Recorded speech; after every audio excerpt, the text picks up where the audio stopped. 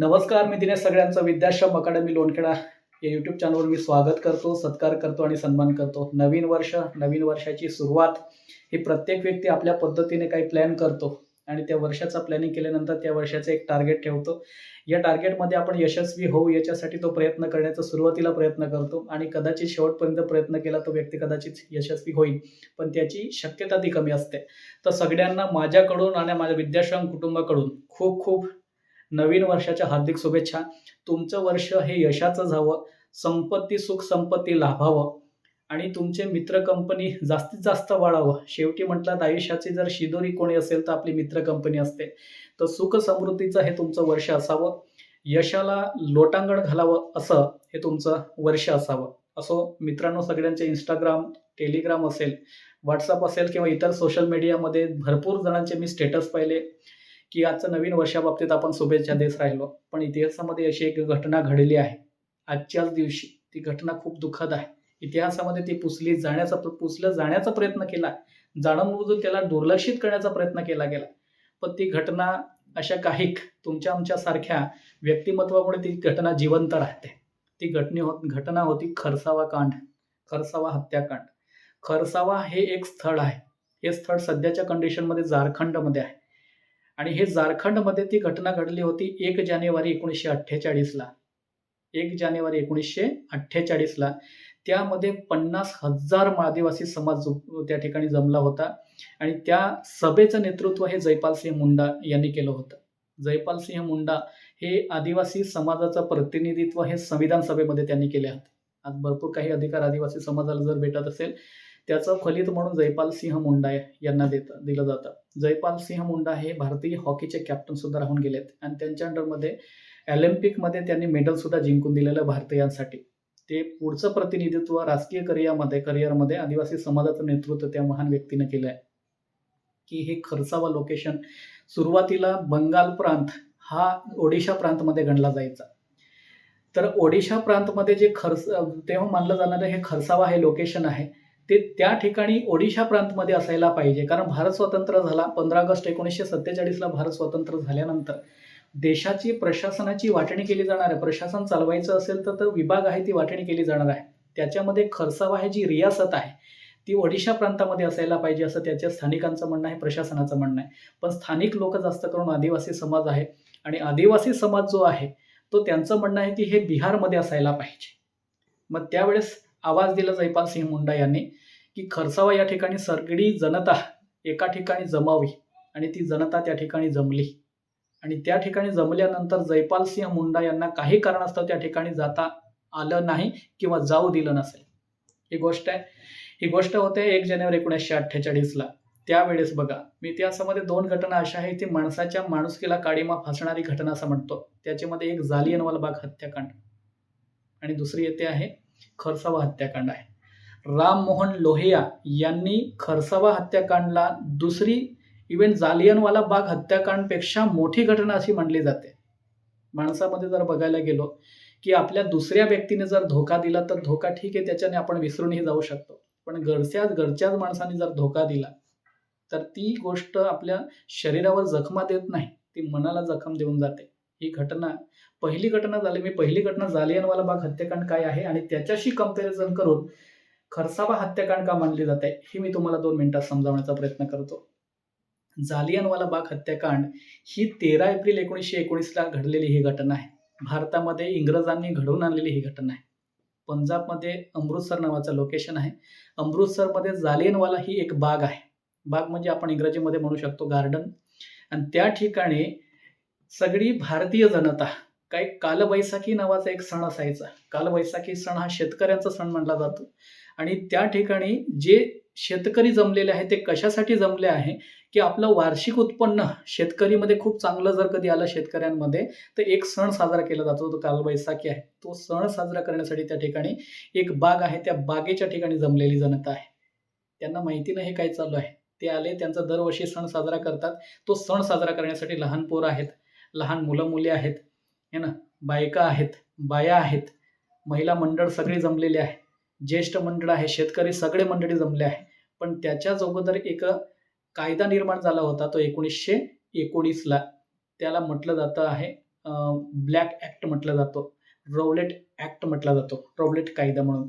महात्मा गांधींनी त्यांना काळा कायदा असं म्हटलं आहे. तो कायदा असा आहे की कोणत्याही व्यक्तीला संशयित असताना परस्पर तुम्हाला उचललं जातं आणि त्याला परस्पर कोणत्याही प्रकारे वकील न लागता त्याला डायरेक्टली जेल करता येते. त्या क्रांतिकारांची कारवाई त्या कालखंडामध्ये वाढली होती. त्याच्यावर कंट्रोलिटी आणण्यासाठी हा कायदा निर्माण केला होता. मग त्या कायद्याच्या विरोधामध्ये आवाज उठवण्यासाठी त्या ठिकाणी क्रांतिकारक सुद्धा जमले होते. जालियनवाला बाग हत्याकांड. आणि जालियनवाला बाग म्हणजे नेमकं काय आहे?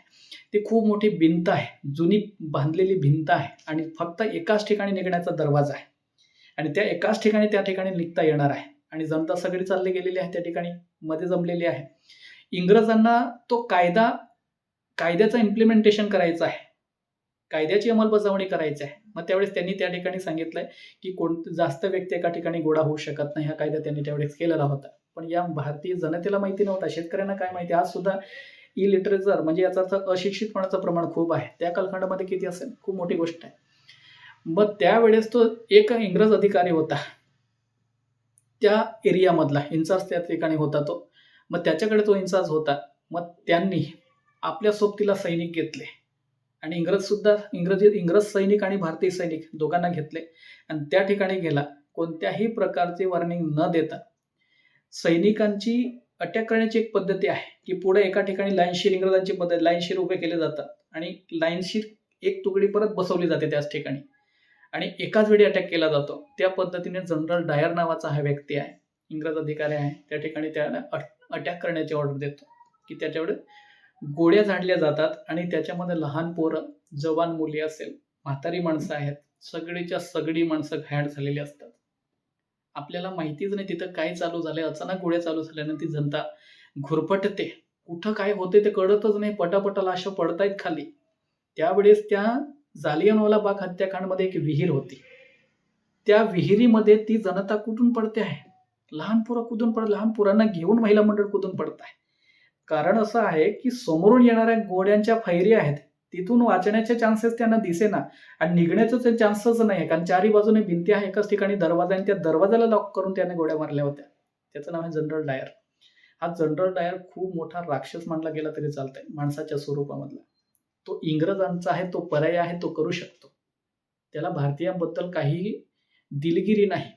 आणि त्यावेळेस इंग्रजांच्या पाठीवर, दुकानावर लिहिलं जायचं की Indians and dogs are not allowed, म्हणजे या दुकानामध्ये कुत्रे आणि भारतीय जनता अलाउड नाही अशी बॅनर लावली जाते.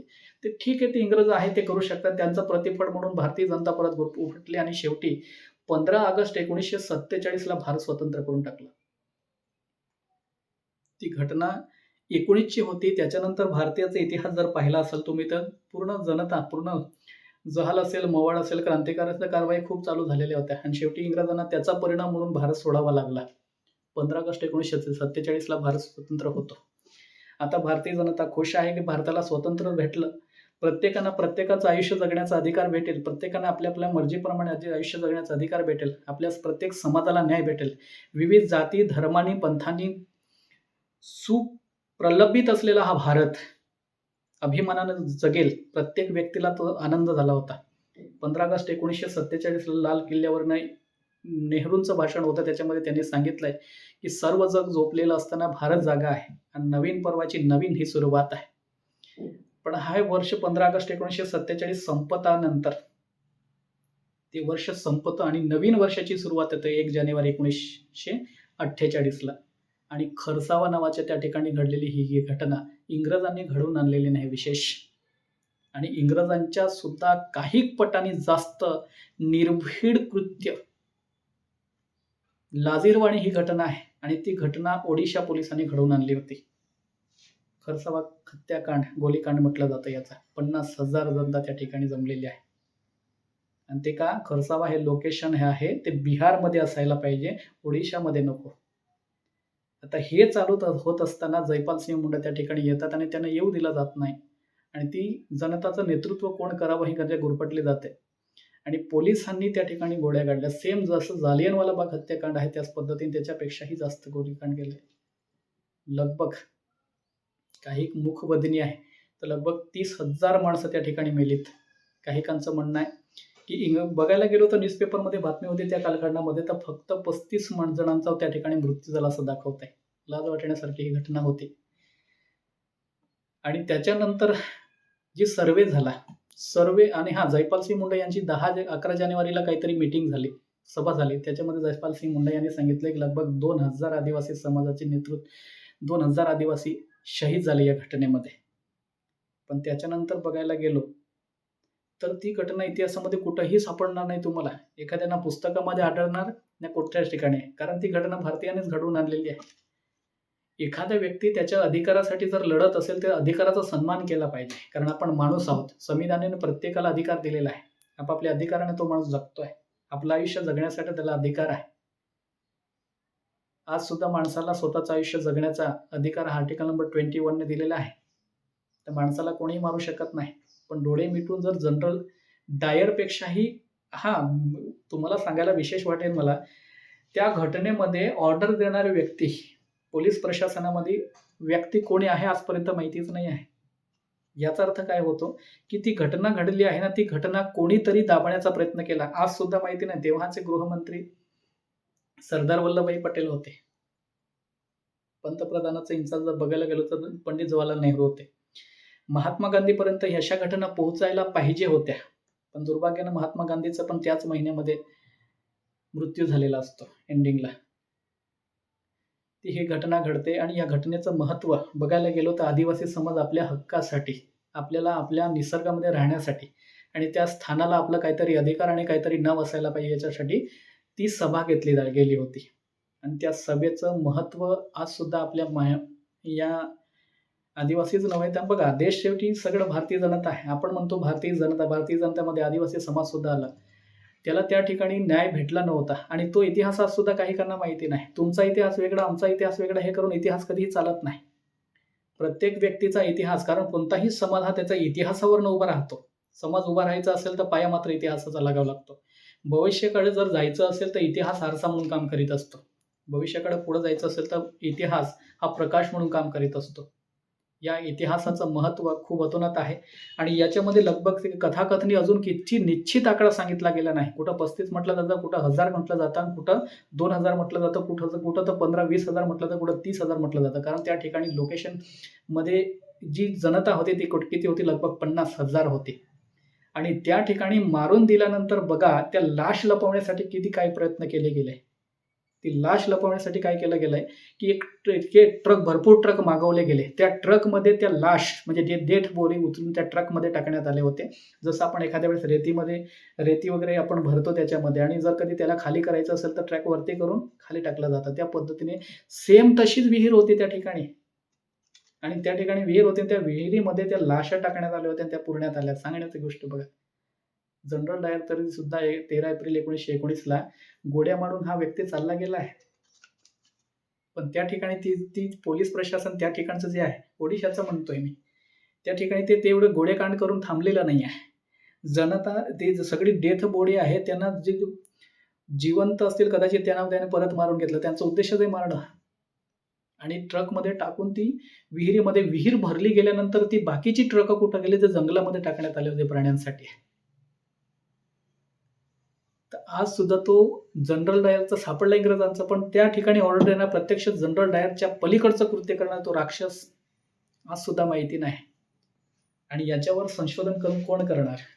ही घटना संशोधनात्मक आहे. अशा भरपूर घटना इतिहासामध्ये लुप्त झालेल्या आहे, आपल्याला माहितीही नाही. पण याचं संशोधन करण्याची जबाबदारी कोणाची आहे? जर का कधी एखादा आदिवासी समाजामधलं PhD करणार असेल तर PhD करण्याची ही सुवर्ण संधी आहे. या घटनेचा अभ्यास त्यांनी केला पाहिजे. इतिहासामध्ये जर आदिवासी समाजाचा जर हिस्सा बघायला गेलात तर ज्या ठिकाणी आदिवासी समाज राहिले त्या ठिकाणी आज सुद्धा जंगल राखीव प्रमाणात आहे, राखीव आहे. आणि पृथ्वी वाचायची असेल, पृथ्वी आहे, पृथ्वी त्याची आहे, पण माणूस ही माणूस नावाचा हा प्राणी जर वाचवायचा असेल तर जंगल वाचवावं लागेल. आणि ज्या ठिकाणी कुठं पण इतिहास बघा, कोणताही इतिहास बघा, जर बघायला गेलात तर आदिवासी समाज कधीही निघून बाहेर कुठेही अटॅक केलेला तुम्हाला सापडणार नाही. एखादा सापाचं उदाहरण घेतलं, शेपटीवर पाय ठेवल्याशिवाय तो चावत नाही, विंचूला टच केल्याशिवाय तो दंश करत नाही. हा निसर्गामधील प्राण्यांचा नियम जर झाला तर या ठिकाणी पण तो नियम लागू होतो, की प्राण्यांसोबत राहणारा हा समाज कधीही स्वतःवर जीवावर येईपर्यंत समोरच्याला अटॅक करणार नाही. त्या ठिकाणी तर स्वतःच्या हातामध्ये कोणत्याही प्रकारचं शस्त्र न होता निशस्त्र असलेलं जंतवर गोळ्या जाळणं बेधुंदपणे हा कुठला न्याय आहे? या घटनेला आजपर्यंत इतिहासामध्ये ना प्रशासनाने न्याय दिलेला आहे, बघायला गेलो तर कोणत्या शक्तीनं याला न्याय दिलेला नाही आहे. या तमाम शहीदांना, या तमाम आदिवासी शहीदांना माझं नमन, नतमस्तक आणि भावपूर्ण श्रद्धांजली. तुमचं हे समर्पण, तुमचं हे जे जीवन समर्पित केलं अधिकारासाठी, ते पुढची पिढी विसरणार नाही. तुमचं इतिहासात नेहमी एक श्रद्धेचं स्थान असणार, नेहमी हृदयामध्ये स्थान असणार आहे. तुमचं नेतृत्व, तुमचा संघर्ष हा सदैव प्रत्येक युवांच्या हृदयामध्ये स्थान असेल आणि तुमचं स्थान असंच राहणार आहे. तुमचं जे कर्तृत्व आहे, नेतृत्व आहे आणि त्याला शहीदाचा दर्जा प्राप्त व्हावा, याच्यासाठी आपली एक छोटीशी या YouTubeद्वारे मी मागणी करतो आणि विशेष एक निरोपसुद्धा समाजातील प्रत्येक युवांना देतो, की वाचनाकडे वळावं लागेल, शिक्षणाकडे वळावं लागेल. YouTube, Instagramवर जर कधी लाईव्ह जगणार असाल, तर भविष्यामध्ये येणारी जी पिढी आहे, तुम्ही आम्हाला माफ करणार नाही. अशा या शहीदांना आज आपण श्रद्धांजली देतोय आणि आजचा व्हिडिओ या शहीदांना समर्पित करतो आहे. ही जाणीव प्रत्येक युवापर्यंत पोहोचली पाहिजे. खरसावा हत्याकांड ज्यामध्ये शहीद झालेले तमाम शहीदांना माझा मानाचा मुजरा. Thank you so much.